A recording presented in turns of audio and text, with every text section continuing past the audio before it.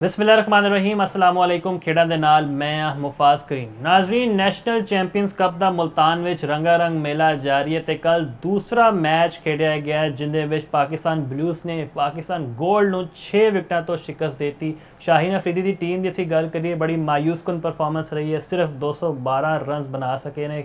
ਕਾਮਰਾਨ ਗੁਲਾਮ ਨੇ ਚੰਗਾ ਸਟਾਰਟ ਦਿੱਤਾ, 63 ਰਨਸ ਉਹਨਾਂ ਨੇ ਬਣਾਏ ਨੇ ਤੇ ਇੱਕ ਵਾਰੀ ਫਿਰ ਉਹਨਾਂ ਨੇ ਸਾਬਿਤ ਕਰਤਾ ਹੈ ਕਿ ਮੈਨੂੰ ਅੱਜ ਵੀ ਜਿਹੜਾ ਖਾਮਖਾ ਨਜ਼ਰਅੰਦਾਜ਼ ਕੀਤਾ ਜਾ ਰਿਹਾ ਹੈ। ਸ਼ਾਮਿਲ ਹੁਸੈਨ ਦੀ ਗੱਲ ਕਰੀਏ, ਉਹਨਾਂ ਨੇ ਹਾਫ ਸੈਂਚੁਰੀ ਸਕੋਰ ਕੀਤੀ ਹੈ ਤੇ ਅਸੀਂ ਹਮੇਸ਼ਾ ਵੇਖਿਆ ਹੈ ਕਿ ਸ਼ਾਮਿਲ ਜਦੋਂ ਵੀ ਇੰਟਰਨੈਸ਼ਨਲ ਕ੍ਰਿਕਟ ਵਿੱਚ ਗਏ ਨੇ ਉਸ ਤਰ੍ਹਾਂ ਫਿਰ ਪਰਫਾਰਮ ਨਹੀਂ ਕਰ ਸਕੇ ਨੇ ਤੇ ਡੋਮੈਸਟਿਕ ਵਿੱਚ ਉਹਨਾਂ ਦਾ ਬੱਲਾ ਖੂਬ ਚੱਲਦਾ ਹੈ। ਨਾਲ ਅਸੀਂ ਹੈਦਰ ਅਲੀ ਦੀ ਗੱਲ ਕਰੀਏ, ਕਹਿੰਦੇ ਸਨ ਕਿ ਜੀ ਮਿਡਲ ਆਰਡਰ ਦਾ ਬੜਾ ਬਿਹਤਰੀਨ ਬੈਟਰ ਹੈ, ਉਹ ਵੀ ਕੱਲ 43 ਰਨਸ ਬਣਾ ਕਰ ਆਊਟ ਹੋਏ ਨੇ। ਬਾਕੀ ਪੂਰੀ ਟੀਮ ਉਹਨਾਂ ਦੀ ਫਲॉप ਰਹੀ ਹੈ।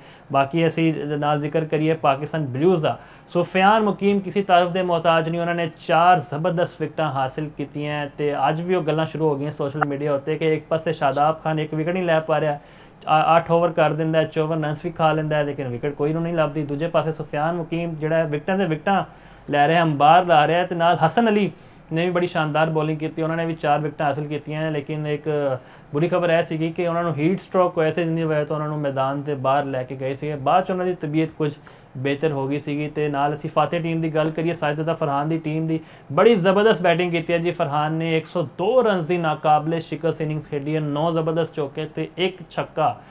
ਸਾਡੇ ਨਾਲ ਮੌਜੂਦ ਨੇ ਇਸ ਵੇਲੇ ਸਟੂਡੀਓ ਵਿੱਚ ਮੀਆਂ ਅਸਗਰ ਸਲੇਮੀ ਸਾਹਿਬ ਤੇ ਵੀਡੀਓ ਲਿੰਕ ਤੇ ਅਸੀਂ ਖਸੂਸੀ ਦਾਵਤ ਦਿੱਤੀ ਹੈ ਜਾਫਰ ਹੁਸੈਨ ਸਾਹਿਬ ਨੂੰ। ਜਾਫਰ ਸਾਹਿਬ, ਤੁਹਾਡੇ ਕੋਲ ਆਗਾਜ਼ ਕਰਦੇ ਹਾਂ, ਕਿੱਦਾਂ ਵੇਖਦੇ ਹੋ ਤੁਸੀਂ ਪਾਕਿਸਤਾਨ ਦੀ ਖਾਸ ਤੌਰ 'ਤੇ ਬਲੂਜ਼ ਦੀ ਪਰਫਾਰਮੈਂਸ ਨੂੰ? ਸ਼ਾਹੀਨ ਸ਼ਾਹ ਅਫਰੀਦੀ ਤਾਂ ਉਸ ਤਰ੍ਹਾਂ ਪਰਫਾਰਮ ਨਹੀਂ ਕਰ ਸਕੇ ਲੇਕਿਨ ਫਿਰ ਸਾਜਿਦਾ ਫਰਹਾਨ ਦਾ ਬੱਲਾ ਰੁਕਿਆ ਨਹੀਂ, ਮੱਖਣ ਮਲਾਈ ਸਮਝ ਕੇ ਉਹਨਾਂ ਨੇ ਟਾਰਗੇਟ ਚੇਸ ਕਰ ਲਿਆ, ਸਿਰਫ 212 ਰਨਸ ਦਾ ਟਾਰਗੇਟ ਸੀਗਾ। ਜੀ ਮੁਫਾਦ ਸਾਹਿਬ, ਤੁਹਾਡਾ ਬਹੁਤ ਬਹੁਤ ਸ਼ੁਕਰੀਆ।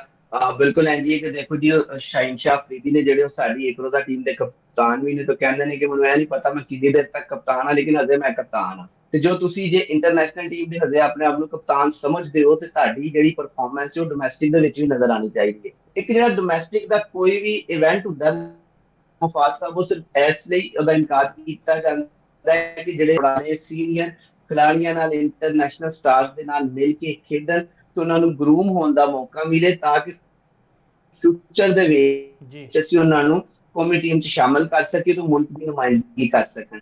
ਲੇਕਿਨ ਇੱਥੇ ਜੇ ਤੁਸੀਂ ਵੇਖੋ ਤੇ ਸ਼ਹਿਨਸ਼ਾਹ ਅਫਰੀਦੀ ਜਿਹੜੇ ਇਸ ਟਾਈਮ ਪਾਕਿਸਤਾਨ ਦੀ ਕਰੰਟ ਜਿਹੜੀ ਬੋਲਿੰਗ ਲਾਟ ਦੇ ਵਿੱਚ ਸਭ ਤੋਂ ਜ਼ਿਆਦਾ ਸੀਨੀਅਰ ਤਜਰਬਾਕਾਰ ਤੇ ਪ੍ਰੀਮੀਅਮ ਫਾਸਟ ਬੋਲਰ ਵੀ ਅਸੀਂ ਉਹਨਾਂ ਨੂੰ ਇੱਕ ਤੇ ਕਹਿੰਦੇ ਹੁੰਦੇ ਸਾਂ, ਲੇਕਿਨ ਇਸ ਟਾਈਮ ਉਹ ਪ੍ਰੀਮੀਅਮ ਤੇ ਦੂਰ ਦੀ ਗੱਲ, ਜੋ ਫਾਸਟ ਬੋਲਰ ਵੀ ਸਾਨੂੰ ਨਹੀਂ ਲੱਗ ਰਹੇ। ਤੁਸੀਂ ਕੱਲ ਜੇ ਉਹਨਾਂ ਦੀ ਪਰਫਾਰਮੈਂਸ ਵੇਖੀ ਤੇ ਬੋਲਿੰਗ ਦੇ ਵਿੱਚ ਵੀ ਕੋਈ ਮੁਤਾਸਰਕੁਨ ਪਰਫਾਰਮੈਂਸ ਨਹੀਂ ਦੇ ਸਕੇ, ਨਾ ਉਹਨਾਂ ਦੀ ਕਪਤਾਨੀ ਦੇ ਵਿੱਚ ਕੋਈ ਅੱਛੀ ਇੰਪੈਕਟ ਨਜ਼ਰ ਆਇਆ ਤੇ ਨਾ ਹੀ ਉਹਨਾਂ ਦੀ ਬੈਟਿੰਗ ਦੇ ਵਿੱਚ ਇੰਪੈਕਟ ਨਜ਼ਰ ਆਇਆ। 3-4 ਦਿਨ ਪਹਿਲੇ ਉਹ ਕਹਿੰਦੇ ਨਜ਼ਰ ਆਏ ਕਿ ਮੈਨੂੰ ਆਪਣੀ ਸਪੀਡ ਦੇ ਨਾਲ ਫਰਕ ਨਹੀਂ ਪੈਂਦਾ।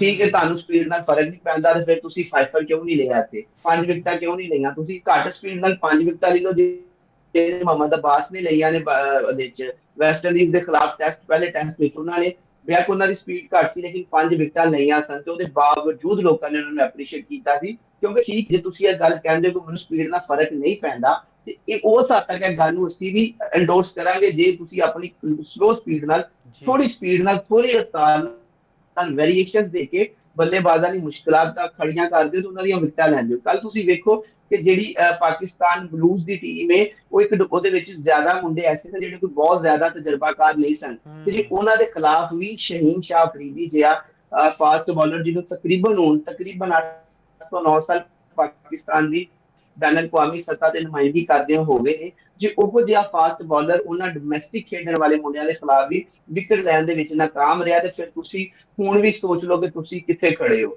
ਡੋਮੈਸਟਿਕ ਇਵੈਂਟ ਦੇ ਇਨਕਾਰ ਦਾ ਅਸਲ ਮਕਸਦ ਹੈ ਹੋਈ ਕਿ ਤੁਸੀਂ, ਕਿਉਂਕਿ ਅੱਗੇ ਜਦੋਂ ਬੈਨ ਅਲ-ਅਕਵਾਮੀ ਕ੍ਰਿਕਟ ਖੇਡਦੀ ਹੈ ਉੱਥੇ ਤੁਹਾਡੀਆਂ ਗਲਤੀਆਂ ਦੀ ਨਿਸ਼ਾਨਦੇਹੀ ਹੋਏਗੀ ਤੇ ਫਿਰ ਤੁਸੀਂ ਉਹਨਾਂ ਨੂੰ ਸੁਧਾਰੋਗੇ ਕਿੱਥੇ? ਕਿਉਂਕਿ ਵਰਲਡ ਕੱਪ ਬਿਲਕੁਲ ਸਿਰ ਤੇ ਖੜਾ, 13 ਮਹੀਨੇ ਰਹਿ ਗਏ ਨੇ ਵਰਲਡ ਕੱਪ ਦੇ ਇਨਕਾਰ ਦੇ ਵਿੱਚ ਤੇ ਉਸ ਮੌਕੇ ਤੇ, ਇਸ ਮੌਕੇ ਤੇ ਜਦੋਂ ਵਰਲਡ ਕੱਪ ਸਿਰਫ 1 ਸਾਲ ਦੀ ਦੂਰੀ ਤੇ ਵੇ ਤੇ ਉਦੋਂ ਕੌਮੀ ਟੀਮ ਦਾ ਇੱਕ ਰੋਜ਼ਾ ਟੀਮ ਦਾ ਜਿਹੜਾ ਕਪਤਾਨ ਹੈ ਉਹਦੀ ਆਪਣੀ ਪਰਫਾਰਮੈਂਸ ਹੈ ਕਿ ਬੈਟਿੰਗ 'ਚ 3 ਰਨ ਤੇ ਬੋਲਿੰਗ 'ਚ ਕੋਈ ਵਿਕਟ ਨਹੀਂ ਤੇ ਕਪਤਾਨੀ ਵੀ ਤੁਸੀਂ ਵੇਖ ਲਓ ਸਿਰਫ 212 ਕੀਤਾ ਟੀਮ ਨੇ ਤੇ ਉਸ ਤੋਂ ਬਾਅਦ ਨਾ ਸਿਰਫ 212 ਕੀਤਾ, ਜਦੋਂ ਉਹਨਾਂ ਦੀ ਟੀਮ ਬੋਲਿੰਗ ਕਰਨ ਆਈ ਤੇ ਜਿਹੜੀ ਮੁਖਾਲਫ ਟੀਮ ਸੀ ਉਹਨੇ ਉਹ ਹਦਫ 50 ਗੇਂਦਾਂ ਪਹਿਲੇ 5 ਵਿਕਟਾਂ ਦੇ ਨੁਕਸਾਨ ਤੇ ਪੂਰਾ ਕਰ ਲਿਆ। ਹੁਣ ਤੁਸੀਂ ਦੇਖੋ ਕਿ ਤੁਸੀਂ ਹੁਣ ਆਪਣੇ ਆਪ ਨੂੰ ਛੱਡ ਦਿਓ ਸਪੀਡ ਨੂੰ, ਕੋਈ ਆਪਣੀ ਵੇਰੀਏਸ਼ਨ ਦੀ ਗੱਲ ਕਰੋ, ਕੋਈ ਆਪਣੀ ਬੈਟਿੰਗ ਦੀ ਗੱਲ ਕਰੋ, ਕੋਈ ਆਪਣੀ ਕਪਤਾਨੀ ਦੀ ਗੱਲ ਕਰੋ, ਕੋਈ ਆਪਣੀ ਟੈਕਨੀਕ ਦੀ ਗੱਲ ਕਰੋ, ਤੁਸੀਂ ਤੇ ਹਰ ਸ਼ੋਬੇ ਦੇ ਵਿੱਚ ਫਲॉप ਹੋ। ਦੂਜੀ ਜਾਨਬ ਜੇ ਅਸੀਂ ਗੱਲ ਕਰੀਏ ਦੂਜੀ ਟੀਮ ਦੇ ਕਪਤਾਨ ਸਾਹਿਬਜ਼ਾਦਾ ਫਰਹਾਨ ਦੀ, ਬਿਲਕੁਲ ਜੀ, ਉਹਨਾਂ ਦੀ ਜੀ। ਬੋਲਿੰਗ ਦੇ ਵਿੱਚ ਇੰਪੈਕਟ ਵੇਖ ਲਓ। ਫਿਰ ਉਸ ਤੋਂ ਬਾਅਦ ਜਦੋਂ ਆਪ ਖੇਡਣ ਆਏ ਨੇ ਉਹਨਾਂ ਲੀਡ ਕੀਤਾ ਫਰੰਟ ਤੋਂ ਉੱਤੋਂ ਤੇ 102 ਰਨ ਦੀ ਬਿਹਤਰੀਨ ਸੈਂਚਰੀ ਜਿਹੜੀ ਉਹਨਾਂ ਬਣਾਈ ਹੈ। ਬੇਸ਼ੱਕ ਉਹਨਾਂ ਦਾ ਸਟ੍ਰਾਈਕ ਰੇਟ 100 ਤੋਂ ਜ਼ਿਆਦਾ ਨਹੀਂ ਸੀ, ਲੇਕਿਨ ਉਸ ਮੌਕਾ ਤੇ 212 ਨੂੰ ਚੇਸ ਕਰਦੇ ਆਇਆ ਬਹੁਤ ਅੱਛੇ ਸਟ੍ਰਾਈਕ ਰੇਟ ਨਾਲ, ਬਹੁਤ ਅੱਛੇ ਤਰੀਕੇ ਨਾਲ ਸਟ੍ਰਾਈਕ ਵੀ ਰੋਟੇਟ ਕੀਤੀ ਹੈ, ਜਿਹੜੀ ਲੂਜ਼ ਬਾਲ ਮਿਲੀ ਉਹਨੂੰ ਸ਼ਾਟ ਵੀ ਖੇਡਿਆ, ਅੰਨੇਵਾਹ ਬੈਟਿੰਗ ਨਹੀਂ ਕੀਤੀ। ਤੇ ਇਸ ਬੈਟਿੰਗ ਤੋਂ ਬਾਅਦ ਮਨੂ ਸਾਹਿਬਜ਼ਾਦਾ ਫਰਹਾਨ ਦੇ ਵਿੱਚ T20 ਚ ਤੇ ਆਪਣਾ ਲੋਹਾ ਮਨਵਾ ਹੀ ਚੁੱਕੇ ਨੇ। ਇੱਕ ਰੋਜ਼ਾ ਕ੍ਰਿਕਟ ਦੇ ਵਿੱਚ ਮੈਨੂੰ ਲੱਗ ਰਿਹਾ ਕਿ ਸਾਹਿਬਜ਼ਾਦਾ ਫਰਹਾਨ ਨੇ ਜਿਹੜੀ ਉਹ ਪਾਕਿਸਤਾਨ ਦੀ ਲੰਬੇ ਅਰਸੇ ਲਈ ਜਿਹੜਾ ਸਾਨੂੰ ਇੱਕ ਬਿਲਕੁਲ ਅਰਸੇ ਤੋਂ ਜਾਫਰ ਸਾਹਿਬ ਅਸੀਂ ਬੜੇ ਓਪਨਿੰਗ ਬਿਹਤਰ ਦੀ ਅੰਦਾਜ਼ ਨਾਲ ਪੋਜੀਸ਼ਨ ਦੇ ਪਰਫਾਰਮ ਉੱਤੇ ਕੀਤਾ ਹੈ। ਕਿਸੇ ਮੈਂ ਤੁਹਾਡੇ ਵੱਲ ਦੁਬਾਰਾ ਆਉਂਗਾ। ਮੀਆਂ ਅਸਗਰ ਸਲੀਮ ਸਾਹਿਬ, ਤੁਸੀਂ ਕੀ ਕਮੈਂਟ ਕਰੋਗੇ ਸ਼ਾਹੀਨ ਸ਼ਾਹ ਅਫਰੀਦੀ ਦੇ ਪਰਫਾਰਮੈਂਸ ਉੱਤੇ? ਪਹਿਲਾਂ ਤਾਂ ਪ੍ਰੈਸ ਕਾਨਫਰੰਸ ਵਿੱਚ ਉਹਨਾਂ ਕੋਲ ਸਵਾਲ ਹੋਏ ਕਿ ਤੁਹਾਡੀ ਸਪੀਡ ਘਟਦੀ ਜਾ ਰਹੀ ਹੈ। ਉਹਨਾਂ ਨੇ ਕਿਹਾ ਜੀ 2-3 ਦਿਨ ਲੱਗਣਗੇ ਇਹ ਜਵਾਬ ਦੇਣ ਦੇ ਉੱਤੇ। ਮੇਰੇ ਲਈ ਮੈਚ ਜਿੱਤਣਾ ਸਭ ਤੋਂ ਵੱਡੀ ਗੱਲ ਹੈ, ਲੇਕਿਨ ਸਾਰੀ ਪਰਫਾਰਮੈਂਸ ਤੁਹਾਡੇ ਸਾਹਮਣੇ ਹੈ, ਕੋਈ ਵਿਕਟ ਵੀ ਲੈ ਨਹੀਂ ਸਕੇ ਤੇ ਜੋ ਐਟੀਟਿਊਡ ਦਾ ਇੱਕ ਮਸਲਾ ਹੈ ਉਹ ਵੀ ਨਜ਼ਰ ਆ ਰਿਹਾ ਹੈ। ODI ਟੀਮ ਦੇ ਕਪਤਾਨ ਨੇ ਪਾਕਿਸਤਾਨ ਦੇ। ਜਦੋਂ ਅਸੀਂ ਕਪਤਾਨਾਂ ਦੀ ਗੱਲ ਕਰਦੇ ਹਾਂ, ਦੂਜੇ ਪਾਸੇ ਸਲਮਾਨ ਅਲੀ ਆਗਾ, ਉਹ ਸਾਡੇ T20 ਦੇ ਕਪਤਾਨ ਹੈ ਤੇ ਸਾਡੇ ਕਪਤਾਨ ਹੀ ਪਰਫਾਰਮ ਨਹੀਂ ਕਰਨਗੇ ਤੇ ਕਿੰਨਾ ਕੰਸਰਨਿੰਗ ਹੈ ਤੁਹਾਡੇ ਵਾਸਤੇ? ਹਾਂਜੀ ਬਿਲਕੁਲ, ਅਗਰ ਇਹ ਦੇਖਿਆ ਜਾਏ ਇਹ ਬਹੁਤ ਹੀ ਵੱਡਾ ਸਵਾਲ ਹੈਗਾ ਹੈ ਜਿਹੜਾ ਪਾਕਿਸਤਾਨ ਕ੍ਰਿਕਟ ਬੋਰਡ ਨੂੰ ਸੋਚਣਾ ਚਾਹੀਦਾ। ਪਾਕਿਸਤਾਨ ਕ੍ਰਿਕਟ ਬੋਰਡ ਦਾ ਇੱਕ ਬਾਕਾਇਦਾ ਥਿੰਕ ਟੈਂਕ ਹੈਗਾ ਜਿਹੜਾ ਬਾਕਾਇਦਾ ਇਹ ਦੇਖਦਾ ਹੈਗਾ। ਤੁਸੀਂ ਦੇਖੋ ਕਿ ਬਾਬਰ ਆਜ਼ਮ ਦੇ ਇਲਾਵਾ ਉਹੀ ਤੁਹਾਡੀ ਗੱਲ ਆ ਜਾਂਦੀ ਹੈ, ਸਲਮਾਨ ਅਲੀ ਆਗਾ ਵੀ ਬਿਲਕੁਲ ਨਾਕਾਮ ਲਗੇ ਆ ਰਹੇ ਨੇ। ਇੰਜ ਲੱਗ ਰਿਹਾ ਹੈ ਕਿ ਉਹ ਟੀਮ ਦਾ ਹਿੱਸਾ ਹੀ ਨਹੀਂ ਹੈਗੇ। ਦੌਰੇ ਵੈਸਟ ਇੰਡੀਜ਼ ਦੇ ਵਿੱਚ ਦੇਖ ਲਓ। ਔਰ ਤੁਸੀਂ Shaheen Afridi basically bat patch ਦਾ ਜਿਹੜਾ ਹੈਗਾ ਸ਼ਿਕਾਰ ਹੈ, ਇਹ ਹੋ ਨਹੀਂ ਹੈਗੇ। ਤੁਸੀਂ ਬਿਗ ਬੈਸ਼ ਤੋਂ ਅਗਰ ਇਹਨਾਂ ਦਾ ਸਫ਼ਰ ਸ਼ੁਰੂ ਕਰੋ ਨਾ, ਉੱਥੇ ਵੀ ਇਹਨਾਂ ਦੀ ਆਪਣਾ ਬਦਤਰੀਨ ਜਿਹੜਾ ਕੈਸੇ ਔਰ ਮਾਯੂਸ ਕੁਨ ਜਿਹੜੀ ਕਾਰਕਰਦਗੀ ਸਾਨੂੰ ਦੇਖਣ ਨੂੰ ਮਿਲੀ ਸੀ। ਉਹਦੇ ਬਾਅਦ श्रीलंका प्रीमियर लीग गए ने, उत्थों भी तुहानूं पता 2 मैचों के बाद उन्होंने कहा जी गुड बाय और उधरों भी वापस आ गए ने। और उसके बाद हुण कप्तानी और सब तो वड्डी मैं समझना वा, मैं हमेशा मुफाज साहब किया है तुहाडे प्रोग्राम खेडां दी वसातत दे नाल कि जिहड़ा कप्तान हुंदा ना बेसिकली वो जिहड़े नवे मुंडे हुंदे ने उन्हां दे वास्ते रोल मॉडल हुंदा है। कप्तान दी परफॉर्मेंस अच्छी होएगी, जिहड़े यंग प्लेयर ने वो भी अच्छी परफॉर्मेंस दिखाने की कोशिश करेंगे। लेकिन वो देखो जिस तरह तुसीं भी जिक्र किया, जाफर साहब ने भी जिक्र किया, ना तुहाडे कोल बैटिंग हो रही है ना तुहाडे कोल बॉलिंग हो रही है। तो मेरा ख्याल है कि पता नहीं शाहीन अफरीदी अपना जा किधर रहे ने। शाहीन का मतलब हैगा है कि बिल्कुल वो इकबाल का सब तो ਜਿਹੜਾ ਸੀ ਨਾ परिंदा शाहीन सी, जिन्होंने बहुत ज़्यादा पसंद करते सी। इसलिए करते सी कि जिहड़ी शाहीन की जिहड़ी बुलंदी हुंदी है ना बहुत उच्ची हुंदी है, ठीक है उत्ते, और बहुत उच्ची परवाज होंगी है। उच्ची परवाज के बाद वो थल्ले तक उन्हें नज़र बड़ी तेज़ होती है। लेकिन ये पता नहीं साढ़े क्रिकेट के शाहीन अफरीदी नूं की हो गया है कि इन्हां कोल बॉलिंग भी नहीं हो रही। और उसके बाद जिहड़ी तुसीं जाफर साहब ने जिहड़ा जिक्र किया, इन्हां दी जिहड़ी स्पीड है ना बहुत ही थल्ले आ गई है। और वो कह रहे हैं कि कोई गल नहीं, जिहड़ी अगर थल्ले भी बई तुहाडी पहचान अफरीदी साहब बतौर ਜਿਹੜਾ ਨਾ ਫਾਸਟ ਬੋਲਰ ਹੈਗੇ ਆ, ਜਦੋਂ ਤੁਸੀਂ ਬਿਲਕੁਲ ਟੀਮ ਦੇ ਵਿੱਚ ਆਏ ਸੀ, ਤੁਹਾਡੀ ਬੋਲਿੰਗ ਵੇਖ ਕੇ ਤੇ ਉਹ ਜਿਹੜੇ ਦੂਸਰੇ ਮੁਖਾਲਫ ਟੀਮਾਂ ਦੇ ਬੈਟਸਮੈਨ ਸੀ ਉਹਨਾਂ ਦੀ ਲੱਤਾਂ ਕੰਬਦੀ ਹੈਗੀਆਂ ਸੀ।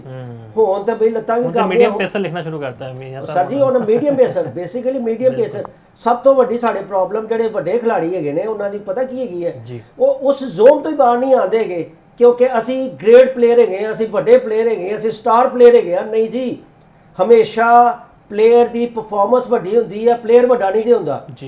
अच्छा हुंदा प्रॉब्लम की है कि जो साडे मुंडे आंदे ने इन्हां दे विच बड़ा पोटेंशियल हुंदा है, लेकिन जिहड़ी दूसरी इंटरनेशनल टीमां दी हुंदियां ने ना वो उन्हां दी खूबियां नूं उन्हां दी तकनीक नूं फड़ लैंदी हैगियां ने। ये नवीं चीज़ सीखण दी कोशिश नहीं करदे।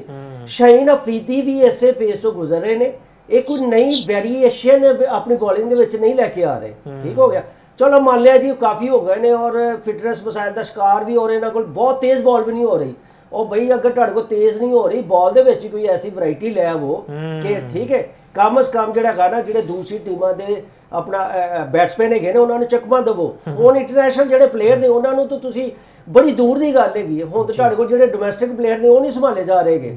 तो मेरा ख्याल है कि क्वेश्चन मार्क हैगा है कि वही जाफर साहब ने जिस तरह जिक्र किया है कि 1 साल तकरीबन रह गया वर्ल्ड कप दे विच और तुहाडे जिहड़े वनडे टीम के कप्तान हैगे ने उन्हां दी परफॉर्मेंस ये हैगी है, ना उन्हां कोल बैटिंग हो रही है ना बॉलिंग हो रही है जी। तो लिहाजा बहुत बड़ा क्वेश्चन मार्क है। हाली भी मैं तुहानूं दस दियां कि शाहीन अफरीदी दे ज़हन दे विच एक सवाल बार बार उठदा है ਕਿ ਮੈਂ ਆਇਆ ਕਿ ਟੀਮ ਦਾ ਕਪਤਾਨ ਰਹਿਣਾ ਹੈ ਜਾਂ ਨਹੀਂ ਰਹਿਣਾ ਹੈਗਾ। ਬਿਲਕੁਲ, ਉਹਨੇ ਤੇ ਆਪ ਕਹਿਤਾ ਮੀਆਂ ਸਾਹਿਬ ਕਿ ਹਜੇ ਤੱਕ ਤਾਂ ਮੈਂ ਕਪਤਾਨ ਦੇ ਅੱਗੇ ਮੈਨੂੰ ਕੋਈ ਨਹੀਂ ਪਤਾ। ਤੇ ਜਾਫਰ ਸਾਹਿਬ, ਅਸੀਂ ਹਮੇਸ਼ਾ ਕਹਿੰਦੇ ਹਾਂ ਕਿ ਸਾਡੇ ਕੋਲ ਪੇਸਰਸ ਦਾ ਬੜਾ ਮਸਲਾ ਹੈ। ਮੈਂ ਕੱਲ ਵੇਖਦਾ ਪਿਆ ਸੀਗਾ ਮੁਹੰਮਦ ਹਸਨੈਨ 145 ਤੋਂ ਘੱਟ ਬੋਲਿੰਗ ਨਹੀਂ ਕਰਦੇ ਪਏ ਸੀਗੇ। ਨਸੀਮ ਸ਼ਾਹ ਦਾ ਜ਼ਿਕਰ ਕਰੀਏ ਅਸੀਂ, ਅਲੀ ਰਜ਼ਾ, ਆਕਿਫ ਜਾਵੇਦ। ਦੂਜੇ ਪਾਸੇ ਜੇ ਅਸੀਂ ਬੈਟਰਸ ਨੂੰ ਵੇਖੀਏ, ਫਰਹਾਨ ਯੂਸਫ ਬੜਾ ਜ਼ਬਰਦਸਤ ਪਰਫਾਰਮ ਕਰਦੇ ਪਏ ਨੇ, ਕਾਮਰਾਨ ਗੁਲਾਮ ਦੇ ਵੀ 63 ਰਨ ਆ ਗਏ ਨੇ। ਤੇ ਇਹ ਵਾਕਈ ਵਰਲਡ ਕੱਪ ਦੀ ਕੜੀ ਹੈ ਕਿ ਅਸੀਂ ਇਹ ਪਲੇਅਰਾਂ ਨੂੰ ਐਡ ਕਰਾਂਗੇ ਵਰਲਡ ਕੱਪ ਵਿੱਚ, ਜਾਂ ਵੈਸੇ ਹੀ ਆਵਾਮ ਨੂੰ ਚੁਰਨ ਵੇਚਣ ਵਾਸਤੇ ਹੈ ਕਿਵੇਂ ਦਾ ਇਵੈਂਟ ਹੋ ਰਿਹਾ? ਕਿਉਂਕਿ ਆਕਿਬ ਜਾਵੇਦ ਸਾਹਿਬ ਨੇ ਵੀ ਇੱਕ ਵਾਰੀ ਕਹਿਤਾ ਸੀਗਾ ਕਿ ਸਾਡੇ ਪਲਾਨ B, C ਜਾਂ D ਵਿੱਚ ਹਜੇ ਤੱਕ ਕਾਮਰਾਨ ਗੁਲਾਮ ਦੀ ਜਗ੍ਹਾ ਨਹੀਂ ਬਣਦੀ ਪਈ। ਜੀ ਮੁਫਾਕ ਸਾਹਿਬ, ਬਿਲਕੁਲ ਤੁਹਾਡੀ ਗੱਲ ਠੀਕ ਹੈ ਕਿ ਜਿਹੜੇ ਮੁੰਡੇ ਨੇ ਉਹ ਵਾਕਈ ਆਪਣੀਆਂ ਸਲਾਹਤਾਂ ਨੇ ਜਿਹੜੇ ਉਹ ਵਿਖਾ ਰਹੇ ਨੇ, ਤੇ ਜੈਂਟ ਨੂੰ ਵਰਲਡ ਕੱਪ 2027 ਦੀ ਤਿਆਰੀ ਦੇ ਸਿਲਸਿਲੇ 'ਚ, ਸਿਲੈਕਸ਼ਨ ਦੇ ਸਿਲਸਿਲੇ 'ਚ ਕੜੀ ਸਮਝੀਏ, ਉਹਨੂੰ ਸਮਝ ਲਈਏ, ਉਹਨੂੰ ਮੰਨ ਲਈਏ, ਤੇ ਉਹਨੂੰ ਵਾਕਈ ਕੜੀ ਬਣਾ ਕੇ ਉੱਤੇ ਅਮਲ ਵੀ ਕਰੀਏ, ਤੇ ਇੱਕ ਅੱਛਾ ਪੂਲ ਵਰਲਡ ਕੱਪ ਲਈ ਤੁਸੀਂ 30 ਬੰਦਿਆਂ ਦਾ ਹੁਣੇ ਕੱਢ ਸਕਦੇ ਹੋ। ਤੇ ਉਸ ਤੋਂ ਬਾਅਦ ਫਿਰ ਆਹਿਸਤਾ ਆਹਿਸਤਾ ਆਹਿਸਤਾ ਆਹਿਸਤਾ ਮਜ਼ੀਦ ਉਹਨਾਂ ਦੀ ਛਾਂਟੀ ਹੁੰਦੇ ਹੁੰਦੇ ਉਹ 15-16 ਰੁਕਨੀ ਇੱਕ ਆਈਡੀਅਲ ਪਰਫੈਕਟ ਵਿਨਿੰਗ ਕੰਬੀਨੇਸ਼ਨ ਅਸੀਂ ਬਣਾ ਸਕਦੇ ਹਾਂ। ਜੇ ਬਿਲਕੁਲ ਕਾਮਰਾਨ ਗੁਲਾਮ ਦੀ ਜਿੰਨੀ ਤਾਰੀਫ ਕੀਤੀ ਜਾਏ ਘੱਟ ਹੈ। ਸ਼ਾਮਿਲ ਹੁਸੈਨ ਨੇ ਬੜੀ ਅੱਛੀ ਪਰਫਾਰਮੈਂਸ ਦਿੱਤੀ, ਹੈਦਰ ਅਲੀ ਦੇ ਵੀ ਅੱਛੇ ਸਕੋਰ ਆਏ। ਇਹਨਾਂ ਤਿੰਨਾਂ ਤੋਂ ਇਲਾਵਾ ਇਹਨਾਂ ਦੀ ਟੀਮ 'ਚ ਕੋਈ ਬੱਲੇਬਾਜ਼ ਨਹੀਂ ਚੱਲ ਸਕਿਆ। ਤੇ ਦੂਜੀ ਟੀਮ ਦੀ ਗੱਲ ਕਰੀਏ ਤੇ ਸਾਹਿਬਜ਼ਾਦਾ ਫਰਹਾਨ ਤੇ ਬਿਲਕੁਲ T20 ਤੋਂ ਬਾਅਦ ਵਨਡੇ 'ਚ ਵੀ ਬਹੁਤ ਅੱਛੀ ਪਰਫਾਰਮੈਂਸ ਦੇ ਰਹੇ ਨੇ। ਉਹਨਾਂ ਦੇ ਨਾਲ ਨਾਲ ਉਹਨਾਂ ਦੀ ਜੇ ਬੋਲਿੰਗ ਦੀ ਅਸੀਂ ਗੱਲ ਕਰੀਏ ਤੇ ਉਹਨਾਂ ਦੇ ਜਿਹੜੇ ਸਾਡੇ ਸੁਫਿਆਨ ਮੁਕੀਮ ਨੇ, ਉਹਨਾਂ ਇੱਕ ਵਾਰੀ ਫੇਰ ਆਪਣੀ ਕਲਾਸ ਦਿਖਾਈ ਤੇ ਉਹਨਾਂ ਦੱਸਿਆ ਕਿ ਮੈਂ ਸਿਰਫ T20 ਦਾ ਨਹੀਂ, ਮੈਂ ਵਨਡੇ ਦਾ ਵੀ ਇੱਕ ਅੱਛਾ ਬੋਲਰ ਹਾਂ।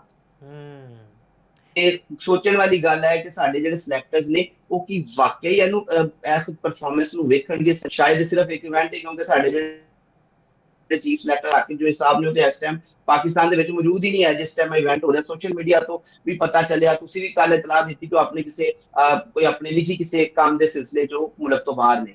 ਤੇ ਹੁਣ ਦੇਖਣਾ ਪਏਗਾ ਕਿ ਜਿਹੜੇ ਆ ਮੁੰਡੇ ਇੱਥੇ ਪਰਫਾਰਮੈਂਸ ਦੇ ਰਹੇ ਨੇ, ਸਿਰਫ ਇਹਨਾਂ ਦੇ ਰਿਕਾਰਡ ਬੁੱਕ ਦੇ ਵਿੱਚ ਇਹਨਾਂ ਦੇ ਜਿਹੜੇ ਉਹਨਾਂ ਦੀ ਉਹ ਕੀ ਨਾ ਇਹਨਾਂ ਦਾ ਆਪਣੇ ਰਿਕਾਰਡ ਦੇ ਇਨਫਰਾਦੀ ਰਿਕਾਰਡ ਨੇ ਉਹਨਾਂ ਦੇ ਜਿਹੜੇ ਜਾਂ ਵਾਕਈ ਉਹਨਾਂ ਲਈ ਇੱਕ ਪਾਸਪੋਰਟ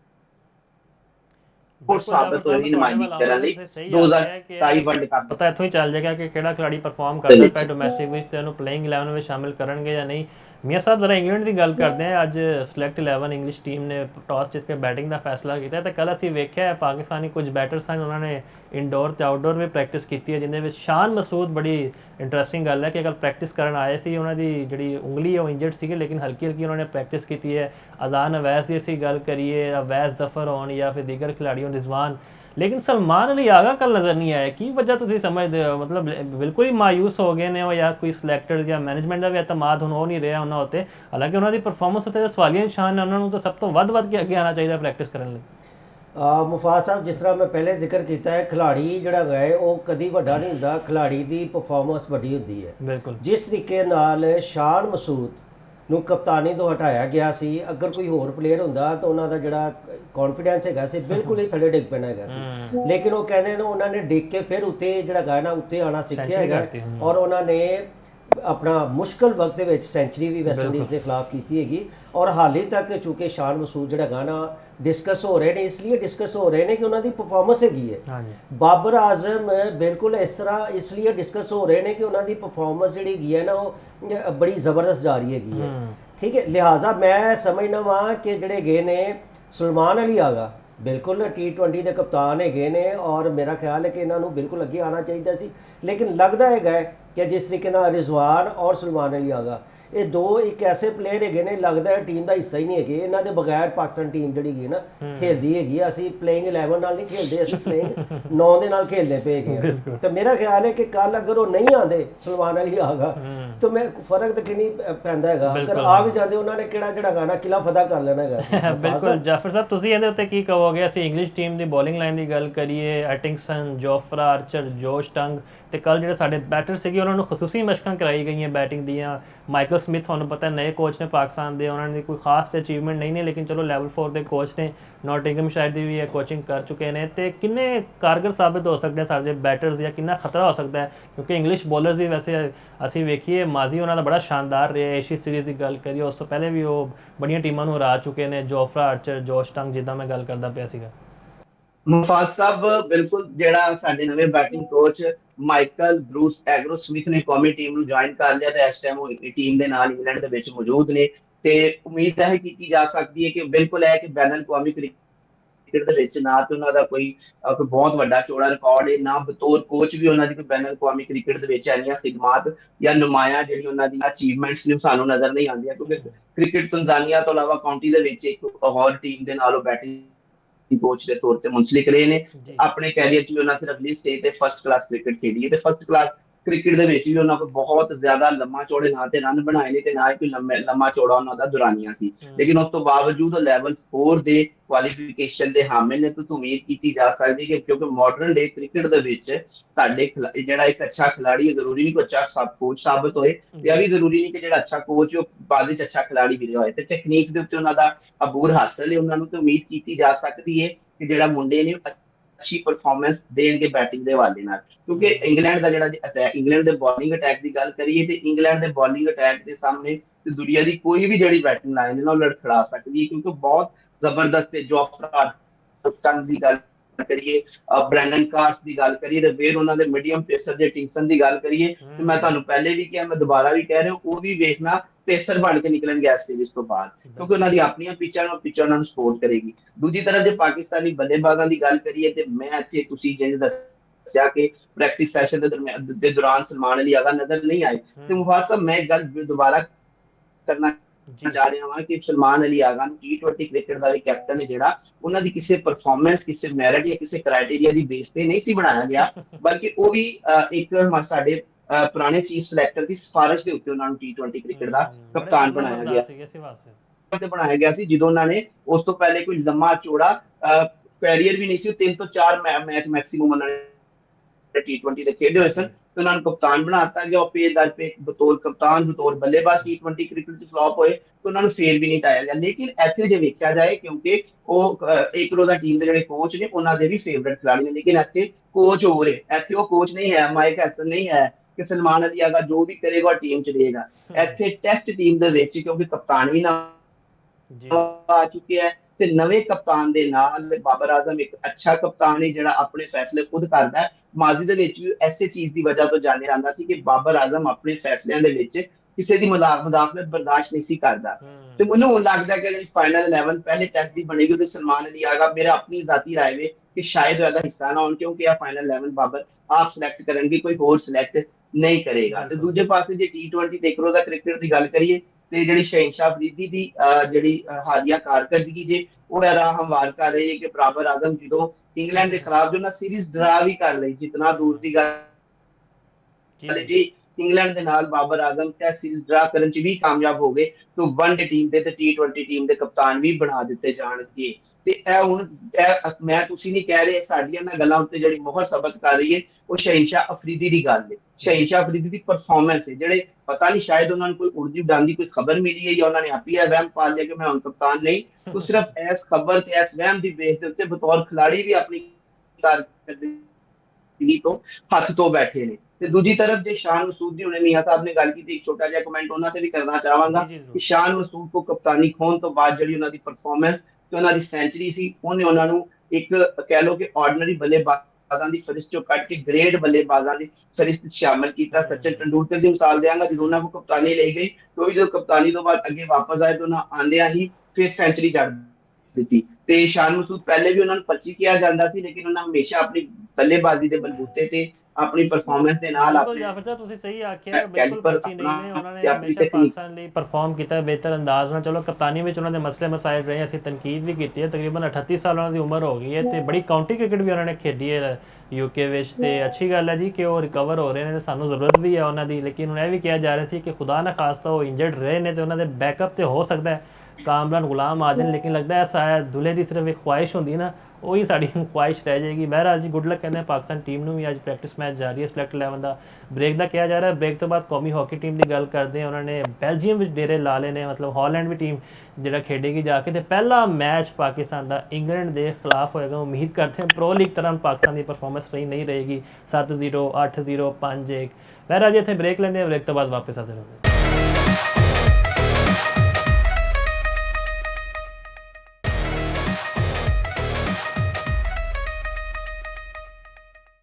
ਬ੍ਰੇਕ ਤੋਂ ਬਾਅਦ ਖੁਸ਼ਾਮਦੀਦ ਜੀ। ਕੌਮੀ ਹਾਕੀ ਟੀਮ ਦੀ ਗੱਲ ਕਰਦੇ ਪਏ ਸਗਾਂ ਹਾਲੈਂਡ ਵਿੱਚ ਡੇਰੇ ਲਾ ਲਏ ਨੇ ਤੇ ਉਮੀਦ ਕਰਦੇ ਹਾਂ ਕੁਝ ਪਰਫਾਰਮੈਂਸ ਵਿੱਚ ਵੀ ਬਿਹਤਰੀ ਆਏਗੀ। ਤਕਰੀਬਨ ਕਰੋੜਾਂ ਰੁਪਇਆ ਦੇ ਦਿੱਤਾ ਗਿਆ ਹੈ ਟੀਮ ਨੂੰ, 110 ਡੇਲੀ ਅਲਾਊਂਸ ਦਾ ਮਸਲਾ ਵੀ ਹੱਲ ਹੋ ਗਿਆ ਹੈ। ਹਾਲੈਂਡ ਦੇ ਬੜੇ ਜ਼ਬਰਦਸਤ ਇਹਨਾਂ ਨੂੰ ਗੋਰੇ ਕੋਚ ਵੀ ਲੱਭ ਚੁੱਕੇ ਨੇ ਤੇ ਫਿਰ ਵੀ ਪਰਫਾਰਮੈਂਸ ਉਹ ਪ੍ਰੋ ਲੀਗਰ ਹੀ ਰਹੇਗੀ ਤੇ ਬੜੀ ਮਾਯੂਸੀ ਹੋਏਗੀ। ਕਪਤਾਨ ਵੀ ਸਾਡੇ ਨਏ ਨੇ, ਮੁਹੰਮਦ ਅਬੂ ਬਕਰ ਟੈਲੈਂਟਡ ਖਿਲਾੜੀ ਨੇ, ਉਹ ਦੂਜੇ ਪਾਸੇ ਇਮਾਦ ਬੱਟ ਬਤੌਰ ਖਿਲਾੜੀ ਤੁਹਾਨੂੰ ਪਤਾ ਹੈ ਪਰਫਾਰਮ ਕਰਨਗੇ। ਮੀਆਂ ਸਾਹਿਬ ਤੁਹਾਨੂੰ ਕੀ ਲੱਗਦਾ? ਅਸੀਂ ਤਾਂ ਇਹ ਕਹਿੰਦੇ ਹਾਂ ਚਲੋ ਯਾਰ ਨਾ ਵੀ ਅਸੀਂ ਜਿੱਤੀਏ, ਘੱਟ ਤੋਂ ਘੱਟ ਕੋਈ ਜਿਹੜਾ ਫਾਈਟਿੰਗ ਦਾ ਇੱਕ ਜਜ਼ਬਾ, ਇੱਕ ਇੰਟੈਂਟ ਉਹ ਨਜ਼ਰ ਆਣੀ ਚਾਹੀਦੀ ਤੇ ਅਸੀਂ ਹੁਣ ਬਚ ਜਾਾਂਗੇ ਉਹ ਪੁਰਾਣੀ ਚੀਜ਼ਾਂ ਤੋਂ 7-0 8-0 ਜਿਹੜਾ ਚੱਲਦਾ ਰਿਹਾ ਸੀ। ਮੈਂ ਮੁਫਾਦ ਸਾਹਿਬ ਤੁਹਾਨੂੰ ਦੱਸ ਦਿਆਂ ਕਿ ਪਾਕਿਸਤਾਨ ਹਾਕੀ ਟੀਮ ਦੇ ਨਾਲ ਪਾਕਿਸਤਾਨੀ ਕੋਚ ਦਾ ਜਿਹੜਾ ਤਜਰਬਾ ਹੈਗਾ ਨਾ ਉਹ ਨਾਕਾਮ ਰਿਹਾ ਹੈ। ਕਈ ਦਫਾ ਅਸੀਂ ਐਕਸਪੈਰੀਮੈਂਟ ਕੀਤੇ ਨੇ ਲੇਕਿਨ ਸਾਡੇ ਜਿਹੜੇ ਕੋਚਿਸ ਹੈ ਨੇ ਉਹ ਆਇਆ ਕਿ ਹਾਲਾਂਕਿ ਸਾਡੇ ਕੋਲ FIH ਮਾਸਟਰ ਕੋਚ ਵੀ ਮੌਜੂਦ ਹੈਗੇ ਸੀ, ਤਾਰਜ਼ਮਾਨ ਸਾਹਿਬ ਜੀ ਵਗੈਰਾ, ਠੀਕ ਹੈ, ਲੇਕਿਨ ਅੱਛੀ ਪਰਫਾਰਮੈਂਸ ਦਾ ਮੁਜ਼ਾਹਰਾ ਨਹੀਂ ਹੋ ਸਕਿਆ। ਮੈਂ ਦੇਖਿਆ ਹੈ ਕਿ ਜਦੋਂ ਵੀ ਗੈਰ ਮੁਲਕੀ ਕੋਚ, ਗੋਰਾ ਕੋਚ ਪਾਕਿਸਤਾਨ ਹਾਕੀ ਟੀਮ ਦੇ ਨਾਲ ਅਟੈਚ ਹੁੰਦਾ ਹੈ ਰਿਜ਼ਲਟ ਪੋਜ਼ਿਟਿਵ ਆਉਂਦੇ ਗਏ ਨੇ। ਇਹ ਹੁਣ ਹਾਲ ਹੀ ਦੇ ਵਿੱਚ ਜਿਹੜੇ ਜਨੂਬੀ ਕੋਰੀਆ ਦੀ ਟੀਮ ਆਈ ਸੀ, ਜਨੂਬੀ ਕੋਰੀਆ ਦੀ ਟੀਮ ਲੋਕ ਕਹਿੰਦੇ ਨੇ ਕਿ ਇਹ ਕਮਜ਼ੋਰ ਟੀਮ ਹੈਗੀ ਸੀ। ਕਮਜ਼ੋਰ ਟੀਮ ਨਹੀਂ ਗਈ, ਕੋਰੀਆ ਦੀ ਟੀਮ ਕਦੀ ਵੀ ਕਮਜ਼ੋਰ ਟੀਮ ਨਹੀਂ ਰਹੀ। ਇਹਦਾ ਹੈਗਾ ਸੀ ਕਿ ਸਾਡੇ ਜਿਹੜੇ ਮੁੰਡੇ ਨੇ ਇਸ ਦਫਾ ਇਹਨਾਂ ਨੇ ਖੇਲਿਆ ਹੀ ਬਹੁਤ ਅੱਛਾ ਹੈਗਾ ਸੀ, ਠੀਕ ਹੈ। ਅੱਛਾ, ਇਸ ਤੋਂ ਪਹਿਲੇ ਪਾਕਿਸਤਾਨ ਹਾਕੀ ਫੈਡਰੇਸ਼ਨ ਨੇ ਰੌਲੈਂਟ ਓਲਡਮੈਨ ਜਿਹੜੇ ਗਏ ਸੀ ਨਾ, ਕਾਫੀ ਅਰਸਾ ਪਾਕਿਸਤਾਨ ਟੀਮ ਦੇ ਨਾਲ ਕੋਚ ਰਹੇ ਨੇ ਔਰ ਉਹਨਾਂ ਦੀ ਕਪਤਾਨ ਆਪਣਾ ਕੋਚਿੰਗ ਦੇ ਵਿੱਚ ਪਾਕਿਸਤਾਨ ਟੀਮ ਨੇ ਬੜੀ ਅੱਛੀ ਪਰਫਾਰਮੈਂਸ ਦਾ ਮੁਜ਼ਾਹਰਾ ਕੀਤਾ। ਹੁਣ ਚੂੰਕਿ ਹਾਲੈਂਡ ਕੋਚ ਆ ਗਏ ਨੇ, ਬਾਕੀ ਹੋਰ ਵੀ ਨਾਲ ਗੈਰ ਮੁਲਕੀ ਕੋਚਿਸ ਹੈਗੇ ਨੇ ਤੇ ਮੈਂ ਸਮਝਦਾ ਵਾਂ ਕਿ ਇੱਕ ਅੱਛਾ ਜਿਹੜਾ ਗਾਇਨਾ ਇੱਕ ਇਜ਼ਾਫਾ ਹੋਇਆ। ਔਰ ਸਭ ਤੋਂ ਵੱਡੀ ਜਿਹੜੀ ਗੱਲ ਹੈ ਨਾ, ਕਪਤਾਨ ਤਬਦੀਲ ਹੋ ਗਿਆ। ਕਪਤਾਨ ਉਹ ਹੈਗਾ ਹੈ ਕਿ ਬੇਸਿਕਲੀ ਜਿੰਦੀ ਅਪਰੋਚ ਔਰ ਸੋਚ ਹੈਗੀ ਹੈ ਕਿ ਟੀਮ ਨੂੰ ਜਿਤਵਾਉਣਾ ਹੈਗਾ ਹੈ, ਫਾਈਟ ਕਰਨੀ ਹੈਗੀ ਹੈ। ਤਾਂ ਮੇਰਾ ਖਿਆਲ ਹੈ ਕਿ ਇੰਗਲੈਂਡ ਦੀ ਨੋ ਡਾਊਟ ਪਹਿਲਾ ਜਿਹੜਾ ਵਰਲਡ ਕੱਪ ਦਾ ਜਿਹੜਾ ਮੈਚ ਹੈਗਾ ਹੈ ਉਹ ਇੰਗਲੈਂਡ ਦੇ ਨਾਲ ਹੈਗਾ। ਇੰਗਲੈਂਡ ਬੜੀ ਵੱਡੀ ਇੱਕ ਟੀਮ ਹੈਗੀ ਹੈ, ਲੇਕਿਨ ਮੇਰਾ ਖਿਆਲ ਹੈ ਕਿ ਅਗਰ ਸਾਡੇ ਜਿਹੜੇ ਮੁੰਡੇ ਹੈਗੇ ਨੇ ਇਹ ਵੀ ਹੌਸਲੇ ਵੱਡੇ ਰੱਖ ਕੇ ਖੇਲਣ, ਭਰਪੂਰ ਤਿਆਰੀਆਂ ਦੇ ਨਾਲ ਜਾਣ ਔਰ ਇਹਨਾਂ ਦਾ ਉਹ ਜਿਹੜਾ ਹੁੰਦਾ ਹੈ ਨਾ, ਜਿਹੜੇ ਮੁੰਡੇ ਮਾਜ਼ੀ ਦੇ ਵਿੱਚ ਕਰਦੇ ਰਹੇ ਨੇ ਕਿ ਸੋਸ਼ਲ ਮੀਡੀਆ ਤੇ ਸੈਲਫੀਆਂ ਲੈ ਲਈਆਂ, ਹੋਟਲਾਂ ਦੀਆਂ ਜਿਹੜੀਆਂ ਵੀਡੀਓ ਬਣਾ ਕੇ ਭੇਜ ਦਿੱਤੀਆਂ, ਘਰ ਵਾਲਿਆਂ ਨੂੰ ਦਿਖਾਈਆਂ ਔਰ ਬੱਲੇ ਬੱਲੇ ਜਿਹਨੂੰ ਕਹਿੰਦੇ ਨੇ ਸ਼ੋਸ਼ਾ ਜਿਹੜੀ ਹੈਗੀ ਹੈ ਨਾ, ਸ਼ੋਸ਼ਾ ਨਹੀਂ ਹੈਗੀ। ਬੇਸਿਕਲੀ ਖਿਲਾੜੀਆਂ ਦੀ ਸ਼ੋਸ਼ਾ ਇਹੋ ਹੀ ਹੈਗੀ ਹੈ ਕਿ ਅੱਛੀ ਤੋਂ ਅੱਛੀ ਪਰਫਾਰਮੈਂਸ ਦੇਣ। ਜਦੋਂ ਇਹ ਅੱਛੀ ਪਰਫਾਰਮੈਂਸ ਦਿਖਾਣਗੇ ਪੂਰਾ ਹੀ ਪਾਕਿਸਤਾਨ ਇਹਨਾਂ ਨੂੰ ਜਿਹੜੇ ਹੈਗੇ ਨੇ ਨਾ ਐਪਰੀਸ਼ੀਏਟ ਵੀ ਕਰੇਗਾ, ਇਹਨਾਂ ਨੂੰ ਸਰਾਹੇਗਾ ਵੀ। ਤੇ ਮੇਰਾ ਖਿਆਲ ਹੈ ਕਿ ਇਹਨਾਂ ਨੇ ਉਹ ਜਿਹੜੇ ਮਾਜ਼ੀ ਕਰੀਬ ਦੇ ਵਿੱਚ ਜਿਹੜੇ ਹੈਗੇ ਨੇ ਨਾ, ਜਿਹੜੇ ਖੇਲ ਦੀ ਬਜਾਏ ਇਹਨਾਂ ਦੀ ਤਵੱਜੋ ਦੂਸਰੀ ਤਰਫ ਹੁੰਦੀ ਰਹੀ ਸੀ, ਇਹਨਾਂ ਨੂੰ ਉਧਰ ਛੱਡ ਕੇ ਤੇ ਸਿਰਫ ਔਰ ਸਿਰਫ ਆਪਣੀ ਗੇਮ ਦੀ ਤਰਫ ਤਵੱਜੋ ਦੇਣੀ ਚਾਹੀਦੀ ਹੈ। ਤੇ ਮੇਰਾ ਖਿਆਲ ਹੈ ਕਿ ਅਗਰ ਜਿੱਤ ਨਹੀਂ ਵੀ ਸਕਦੇ ਹੈਗੇ ਨਾ ਤੇ ਮੇਰਾ ਖਿਆਲ ਹੈ ਬਹੁਤ ਹੀ ਅੱਛੀ ਇਹ ਫਾਈਟ ਕਰ ਸਕਦੇ ਹੈਗੇ ਨੇ। ਤੇ ਇੱਕ ਹੋਰ ਮੈਂ ਤੁਹਾਨੂੰ ਮੁਫਾਦ ਸਾਹਿਬ ਦੱਸ ਦਿਆਂ, ਸਾਡਾ ਜਿਹੜਾ ਵਰਲਡ ਕੱਪ ਦੇ ਵਿੱਚ ਗਰੁੱਪ ਹੈਗਾ ਨਾ, ਗਰੁੱਪ ਡੀ, ਇਹ ਟਫ ਹੈਗਾ। ਇਹ ਸਾਨੂੰ ਮੰਨਣਾ ਪਏਗਾ। ਸਾਡੇ ਨਾਲ ਇੰਗਲੈਂਡ ਵੀ ਹੈ, ਸਾਡੇ ਨਾਲ ਇੰਡੀਆ ਵੀ 19 ਤਰੀਕ ਨੂੰ ਸਾਡਾ ਇੰਡੀਆ ਦੇ ਨਾਲ ਵੀ ਮੁਕਾਬਲਾ ਹੈਗਾ। ਲੇਕਿਨ ਇਸ ਹਵਾਲੇ ਨਾਲ ਇੱਕ ਅੱਛੀ ਚੀਜ਼ ਵੀ ਹੈਗੀ ਹੈ ਕਿ ਜਦੋਂ ਇੰਡੀਆ ਔਰ ਪਾਕਿਸਤਾਨ ਦਾ ਮੁਕਾਬਲਾ ਹੁੰਦਾ ਹੈ ਨਾ, ਉਹ ਇੱਕ ਜਜ਼ਬਾ ਹੀ ਹੋਰ ਹੁੰਦਾ ਹੈ। ਉਸ ਵਕਤ ਇਹ ਨਹੀਂ ਦੇਖਿਆ ਜਾਂਦਾ ਕਿ ਇੰਡੀਆ ਆਲਮੀ ਰੈਂਕਿੰਗ 'ਚ ਕਿਹੜੇ ਨੰਬਰ ਤੇ ਔਰ ਪਾਕਿਸਤਾਨ ਕਿਹੜੇ ਤੇ ਹੈਗੇ ਆ। ਉਸ ਵਕਤ ਟੀਮਾਂ ਦੇ ਸਕਿੱਲ ਨਹੀਂ, ਟੀਮਾਂ ਦੇ ਜਿਹੜੇ ਖਿਲਾੜੀ ਹੈਗੇ ਨੇ ਉਹਨਾਂ ਦਾ ਜਜ਼ਬਾ ਲੜਦਾ ਹੈਗਾ। ਤਾਂ ਮੇਰਾ ਖਿਆਲ ਹੈ ਬਹੁਤ ਅੱਛੀ ਪਾਕਿਸਤਾਨ ਵਾਸਤੇ ਇੱਕ ਪੋਜ਼ਿਟਿਵ ਸਾਈਨ ਹੈ।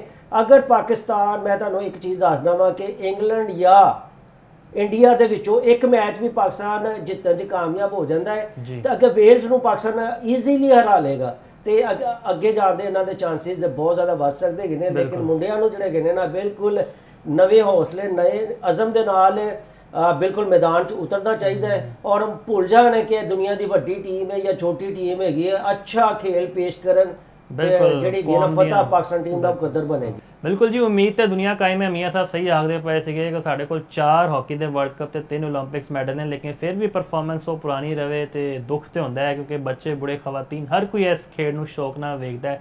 ਘੱਟ ਤੋਂ ਘੱਟ ਫਾਈਟਿੰਗ ਸਪੀਡ ਨਜ਼ਰ ਆਉਣਾ ਚਾਹੀਦਾ। ਇਹ ਨਹੀਂ ਕਿ 1/3 ਮੁਕਾਬਲਾ ਹੈ ਤੇ ਜਦੋਂ ਭਾਰਤ ਦੇ ਖਿਲਾਫ ਸਾਡਾ ਮੁਕਾਬਲਾ ਹੁੰਦਾ ਅਸੀਂ ਭੁੱਲ ਜਾਂਦੇ ਹਾਂ ਕਿ ਰੈਂਕਿੰਗ ਸਾਡੀ ਕੀ ਹੈ। ਅਸੀਂ ਸਿਰਫ ਇਹ ਕਹਿੰਦੇ ਅਸੀਂ ਜਿੱਤਣਾ ਹੈ ਤੇ ਇਨਸ਼ਾਅੱਲਾ ਮੈਨੂੰ ਲੱਗਦਾ ਪਿਆ ਕਿ ਅੱਜ ਕਿਤੇ ਨਾ ਕਿਤੇ ਭਾਰਤ ਨੂੰ ਫੜ ਲਾਂਗੇ। ਇਹ ਸਾਰੇ ਮੌਜ਼ੂਆਤ ਸਨ ਜਿਨ੍ਹਾਂ ਤੇ ਅਸੀਂ ਚਾਨਣ ਪਾਇਆ। ਮੈਨੂੰ ਦਿਓ ਇਜਾਜ਼ਤ। ਅੱਲਾ ਹਾਫਿਜ਼ ਨਾਸਰ।